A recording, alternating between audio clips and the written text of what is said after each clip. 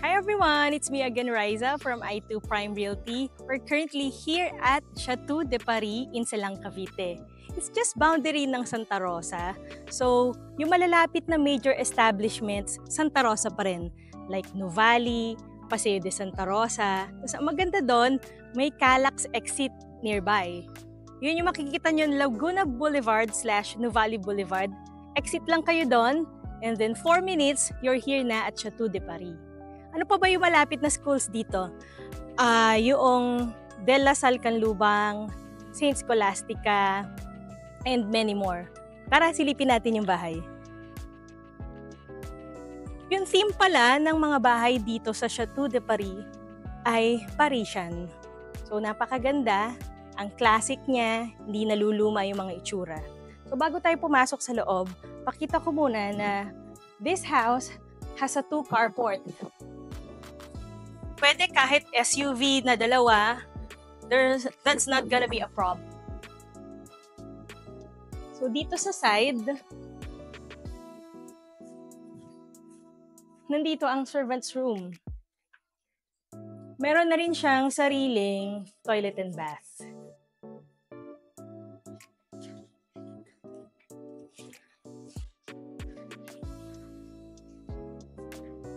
It's spacious na rin. Dito naman sa back,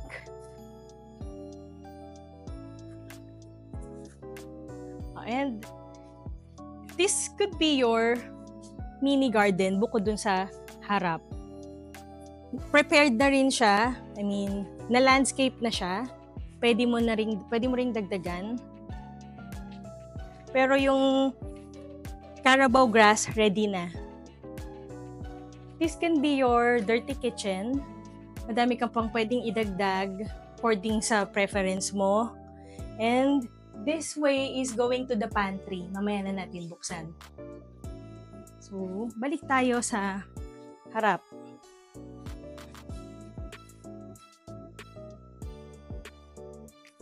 On this side naman, may access ka going to the living area.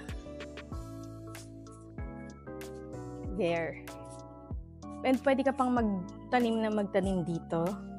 So, para mas malamig. Although, nandito tayo sa part ng Silang Cavite na medyo mataas, kaya at night, hindi mo mafe-feel yung summer. Tara, let's go inside. Pasok natin, makita natin na yung bahay is high ceiling. And magaganda yung windows na ginamit. This is aluminum. Tapos, it is also coated with high-end matte powder. So, according to our research, it could last 40 to 50 years. Low maintenance, although medyo pricey nung in-install mo, pero magtatagal naman. Ito yung sinabi ko kanina, you have access outside sa kitchen and dining area, in the living area. You also have your chandelier, bukod sa chandelier mo kanina. Dito tayo sa kitchen. You have your kitchen island. Itong island na to, itong nook na to is Karakata quartz. It is high durable, stain resistant. So low maintenance din. Magaganda yung mga ginamit dito. So meron ka ng microwave installed and oven installed. Itong mga to is imported. So, even your gas stove, it's also imported. Pati yung kanyang exhaust. Modular ang cabinets. So ito namang cabinets are made of oak. Popular siya na use in the kitchen. Bukod sa high durable, maganda din aesthetically. Isa pang gusto ko dito sa kitchen na to, marami siyang saksakan. Kahit dito, this is super safe sa mga kids. Tatanggal, nakakabit lang, namumove, kumbitin yung cord mo, nalalapit, nalalayo. Sobrang ganda. Meron din tayong provision for a 2-door fridge. na dito. And ito yung pantry na tinutukoy ko kanina na may access outside. There. So dito sa first floor, meron din common na toilet. May powder room. And this one, pwede pa natin tong lagyan ng cabinet. Storage ng shoes or storage ng kung ano man. And here's the powder room.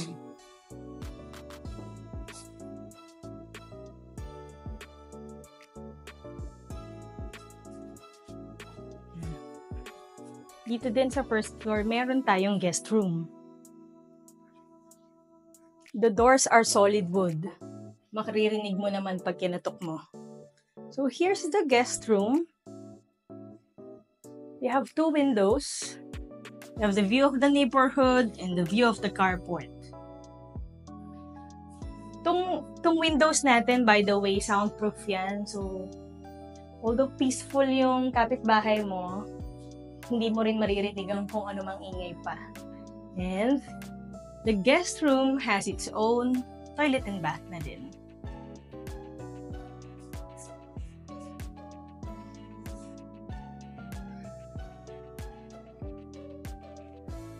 And come on, let's check out the second floor. These are wood planks, tong stairs. And you have this huge window. Yung nagpapaganda lalo sa bahay. Bibigay ng liwanag. And open mo lang yung baba para mas maganda yung airflow. Mas maginhawa. And pag akyat natin, meron kang indoor balcony. You can see, ang ganda ng chandelier mo.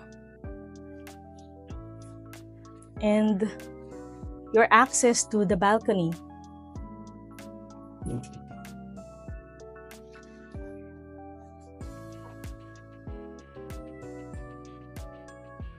Ang ganda dito. Look at your neighborhood. So posh. Parang wala sa Philippines.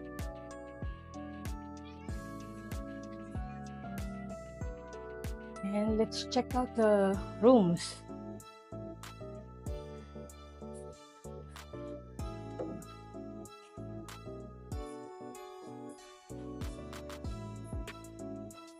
Meron ng installed cabinets. They're about to put the door of the cabinet pa lang. Kasi kakatapos lang talaga nitong bahay nito. This is very fresh. Just this month. And this is UV board. Yung wall ng itong bedroom. And all the bedrooms. Check natin yung toilet and bath for this bedroom.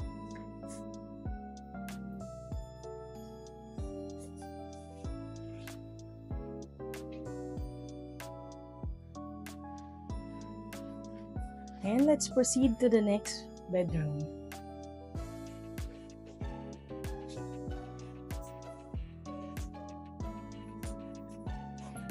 See, all doors are solid wood. Same layout with the other room. They're about to put pa lang din the door of the cabinet. Yung walls ay UV board. And here's its toilet and bath. May mga provision na rin pala for window AC, this room and the other room.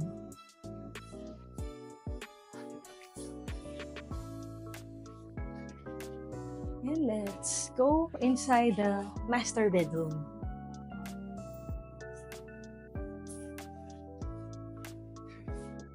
A little bigger than the 2 rooms.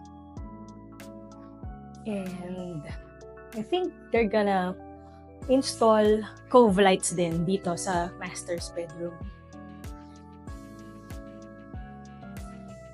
Ito yung walk-in closet niya. I-install pa lang yung cabinets, pero malaki. The walk-in closet has a ceiling fan. i-installan pa lang ng cabinets. Check natin yung toilet and bath ni master bedroom. Bigger than the TNB nung 2 rooms.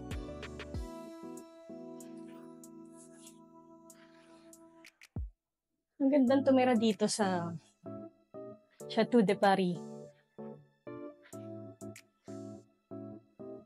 Kung gusto mo ng mga peaceful moments, mapag-isa moments, katahimikan, from Metro Manila, sawang-sawa ka na sa traffic, sa pollution, magandang choice to, magandang option to na paglipatan.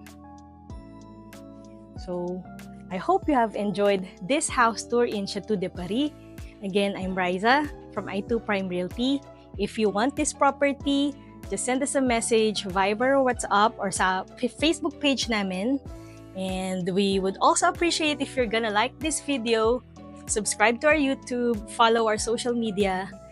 And if you have other properties in mind, dito sa area na to or in Metro Manila, we're going to help you. So that's it. See you on our next tour. Goodbye.